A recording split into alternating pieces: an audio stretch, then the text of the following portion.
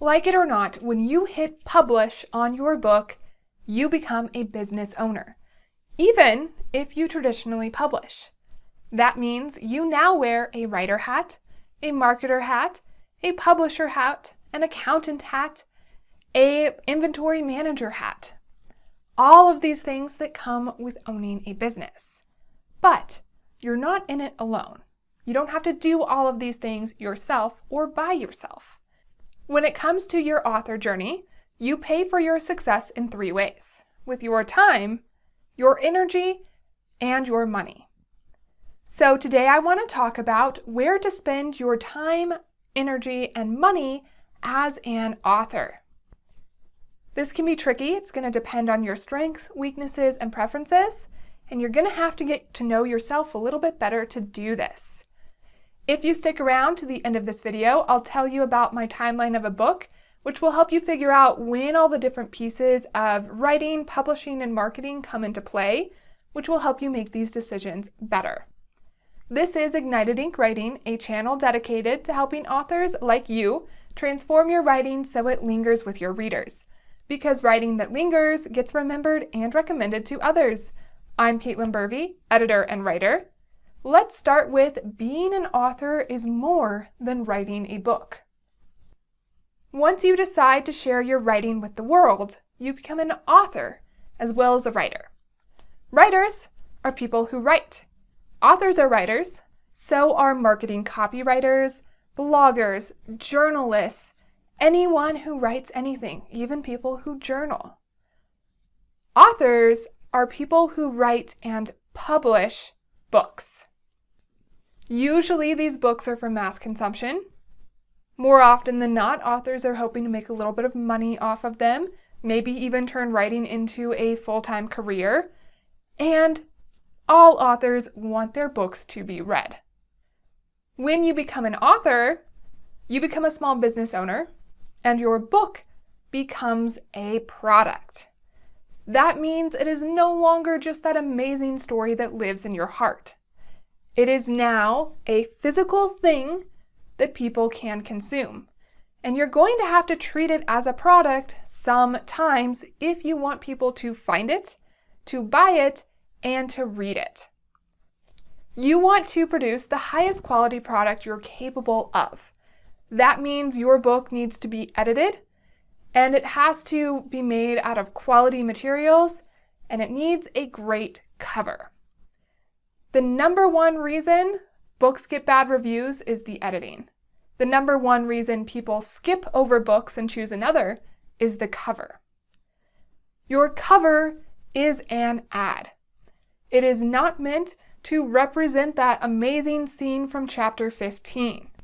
Its sole purpose is to attract your ideal reader's attention and hopefully convince them to buy and read your book. That means you want a cover that is eye-catching and genre-specific, and you need a back cover blurb that leaves a reader wanting to know what happens next. So, when you decide to publish, not only are you responsible for the writing, you're responsible for getting people's attention to convince them to buy your book. You might be responsible for some of the publishing process. That's a lot, especially when you have other things going on in your life. Don't feel like you have to do this all by yourself. There are people out there who can help you. Yes, you have to pay them, but you're trading. Do you want to have more time to do other things, or do you want to save some money? So you need to figure out which you're willing to spend, your time and energy or your money. This is something all entrepreneurs, small business owners, and authors have to figure out. This is where you need to learn some things about yourself. 1, you need to know what your strengths and weaknesses are, so you know what you're capable of doing and what you're not. 2, you need to know what you like to do and what you loathe doing with every fiber of your being. Even if you're capable of doing those awful things you just really don't want to, that's going to suck so much of your energy, it's worth it to pay someone else. And 3, small business owners, entrepreneurs, and authors keep their goals in mind to help them make those decisions. So after you've learned those 3 things about yourself, you can more effectively spend your time, energy, and money as an author and as a human being. Next, I want to share knowing your strengths and weaknesses as an author, publisher, and marketer. Your strengths are things that you should probably do yourself. Authors are writers, so you should probably write the book yourself. You probably have stronger writing skills than a lot of other people, so it's worth it for you to do that part. Now, that's not the case for everyone. There are ghostwriters out there, especially people who want a nonfiction book related to their area of expertise and they feel they aren't very strong in writing. They might hire someone to do that piece for them. It can get pricey, so be careful. You are also perfectly capable of doing your social media, your website, and your email list. I know those are 3 big scary things that authors don't like having to deal with. I get it, I don't always like doing them either. However, I want you to know that you are capable of doing it. Yes, you can pay someone else, but it's not because you're not capable, it's because you choose to. I recommend at least doing your social media yourself in the beginning, because you should be building your social media presence now while you are writing your book. That's the number one thing I get from published authors when I say, what do you wish you'd done differently? Everyone says, I wish I had started building my platform sooner. That means social media and your email list. Now, your social media, you're just going to pick your favorite 1 or 2. Don't try and do all of them. Then, you also need an email list. Your email list, remember, are people who have said, yes, I'm interested in you and your writing. Tell me when it comes out. That's the point in your email list. You want to be touching base with these people at least once a month. So some sort of little note about what you're working on, a funny story, things like that. You want to touch base with them. You are perfectly capable of doing that yourself. Yes, you can pay someone to do that for you, especially if you're having to send out a lot of emails. But again, you don't have to. Your website is similar to your email list. If you don't need a complicated website, there are lots of drag and drop editors out there like Squarespace, Wix, and Weebly. I use Squarespace. These will help you easily set up your website. Now, if you're not very design savvy or tech savvy, maybe you need a little bit of help, but you can at least learn how to maintain your website even if you have someone else do the setting up for you. So you don't need to be paying someone to go in and fix that typo for you. You can do that part. I do these things myself. I know I'm a little bit more tech savvy than some people, but I'm not very tech savvy compared to other people in my generation. However, there are tools and programs out there that make it easy for us. For the people like me who, yes, we know we can do it, but we might be a little afraid. These programs make it easy and less scary. So that's going to save you money. The last thing that you probably can do all by yourself, depending on your publishing plan, is formatting the interior of your book. If you have a simple book that's mostly text, you can do this. Again, it's like the email list and the website. It's not as hard as it might seem. It does take time to learn, though. It's not difficult, it's time consuming. So if you're going to publish more than one book, like I am, it's worth it to learn. If you're only going to publish one book or a very few number, it might be worth it to pay someone else and spend that time and energy on another part of your publishing plan. So you're going to have to weigh those pros and cons yourself. Now, if you have some fancy design needs for the interior of your book, like you have lots of pictures and tables and things like that, that's getting pretty complicated to do yourself. You might need a professional's help. So those are pieces that you probably want to do yourself. Now, things that you probably don't want to do yourself, the editing. Yes, we should all revise and self-edit and self-proofread, but we're going to miss things. Even if you can't afford to pay for a professional editor, get beta readers, get writers' critique groups, trade your book with someone else's and edit each other's. Again, the number one reason books get bad reviews is because of the editing. So if you want to sell more than one book, you need to make sure it's edited and good enough to make people want your next book. Because if they leave you a bad review, they might have bought that book, but they're not buying another one. So you need to have a professional edit. Also, when it comes to editing, you get what you pay for. So if you go super, super cheap, you might be getting someone from a foreign country whose first language is not English. That can be a little iffy. They're not going to spend nearly as much time on your book. I'm kind of a mid-range professional editor. This is what I do for a living, so I'm not cheap. I'm not crazy expensive. I know some editors who are very expensive. I'm in that mid-range. I'm going to spend however much time on your book I need to make it as good as we can. If you're paying someone $50, they're not going to do that. Again, I mentioned that your cover is your number one marketing tool. Do not design your cover yourself unless you are a professional graphic designer who has specifically studied book covers. There are so many nuances that go into creating an awesome book cover. And again, if your book cover is not eye-catching, no one will buy it. I can't stress how important that is. Just be willing to spend $100 to $300. You'll get a decent cover there in that price range. Yes, I know that's pricey for some people. Start saving now if you need to. It will so be worth it. When it comes to graphic design, most of us can finagle our way through a program like Canva or something like that, do a little bit of photo editing. But a book is so much more than that. A cover needs to be more professional. What I don't understand, and other authors who don't have graphic design skill, is the nuances of font placement, font weight, and how important that is to catch a reader's attention.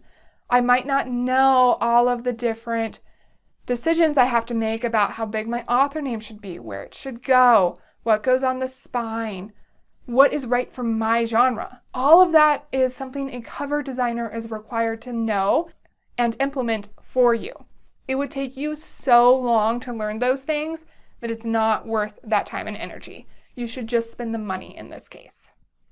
So, you'll also need help spreading the word about your book.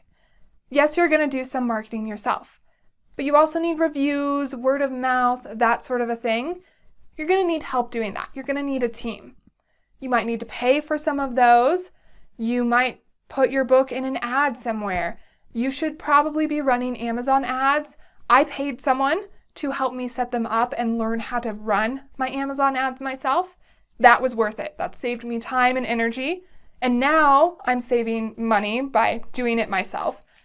But I paid to jumpstart my learning there. So you can do a little bit of both too when it comes to this time, energy, and money thing. You might spend money up front to learn it quicker, and then you're going to take over and spend your time and energy. You can also do Facebook ads, other social media ads. If you have a magazine that's exactly your target audience, maybe you're going to place an ad there, but that's going to require spending money and help. Shouting "buy my book" on Twitter is not going to get you very many readers. So you're going to have to spend your time and money on marketing and advertising. Sometimes it's fun though. You might have a book release party. That's going to cost you some time and energy and money, and it's going to be fun. You can have people you love there, food, games. It'll be all about you and your book. So not all advertising is draining. Now, I will say that for most authors, it's the advertising that's the hardest, partially because we don't come in with a lot of advertising experience, and partially because we just don't want to. I get it. I don't really want to do it either, but we have to. So you're going to have to spend all three on advertising. You might spend more from one of those categories than another. And once your book release is over and it's just kind of maintaining and trying to keep book sales up, you can plan to spend something like $50 to $70 a month on marketing your book. Hopefully you should be making more than that, so you're making a little bit of profit or breaking even on that advertising budget. And that is a good number to budget for that's sustainable for most people, both money-wise but also time and energy-wise. The more money we spend, the more effort we tend to put in. And so we need to find something that's going to work for our daily lives. I got those numbers from the Weekend publisher, Denise Karen. If you need more information on the marketing side of publishing, particularly for fiction. I recommend checking him out. I'll link to his website below. Okay, so now that my rambling is done, you're probably going to want to spend your time and energy on the writing of your book, your social media, your email marketing, and maybe your website, maybe the interior design of your book too. You're going to want to spend your money on your book editor, your cover designer, and some of your advertising. You're going to spend all three on your advertising: money, energy, and time, but it'll be to varying amounts depending on your area of expertise, your skill level, and what you can and can't afford. Next, I want to share an editor and author's experience with spending time, energy, and money. As a freelance editor and writer, I already own my own business. So when I published my book, it was easier for me to make that mental switch from writer to business owner author than it is for other people because I'm practiced at it. But do I like having to do that? Do I like having to worry about all the publishing and especially marketing myself? No. But I want to be successful, so I'm going to do it. If you want to be successful, you're going to have to figure out a way to do it too. I did want to share a couple of choices I made about my book that I'm not sure will pay out in the end. So I chose to narrate and master my own audiobook, When Magic Calls, a collection of modern fairy tales. This took 6 weeks-ish to complete.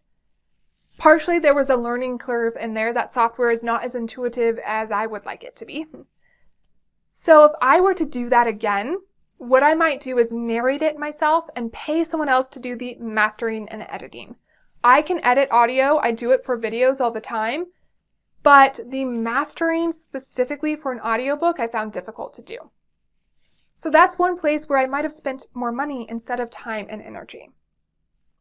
However, I'm very glad I decided to format the interior of my book because I'm happy with the way it came out.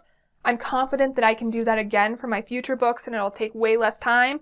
I even have a friend and editing client who wants me to help her do the same thing. So I think it was a good business move for me, both for my own books and for other people's. So you might make some mistakes yourself in where you spend your time, energy, and money. Sometimes you might spend one thing and be like, I really wish I'd spent another. That's okay. This is a learning process for all of us. Listen to other people's stories, see who you mesh with, who you might be like, and hopefully avoid making the same mistakes they did. So I'm definitely happy I spent money to learn those Amazon ads, that I spent my time and energy to format my book, and that I wrote the book myself, and that I paid for my cover. I love what my cover designer did. So I'm happy with most of my choices. The audiobook is the major one that I might have done a little bit differently. Now it's up to you to figure out what's going to work best for you and your book. So in the comments below, share what you plan on spending your time and energy on and what you plan on spending your money on. Share your plan with others to see if you can help each other figure out the best approach. And for more videos on writing, publishing, and marketing, subscribe to Ignited Ink Writing, a channel dedicated to helping authors like you transform your writing so it lingers with your readers. Because writing that lingers gets remembered and recommended to others. I'm Caitlin Burvey, editor and writer. To find out more about me, go to www.ignitedinkwriting.com. That's where you will find that timeline of a book that will help you figure out when to start some of the marketing, when to start spending money, when to keep it just time and energy, some of that stuff. I'll also link to it in the notes. And if you want to see how I approached those things in my book, you'll find my book, When Magic Calls, a collection of modern fairy tales, at caitlinburvey.com, and most places books are sold. You can see the look inside on Amazon, listen to an audiobook sample from your favorite audiobook retailer, and see how I approached doing those things. So you might decide if you want to do it the same way or not. And now it's your turn to decide the best way to spend your time, energy, and money to ignite your ink.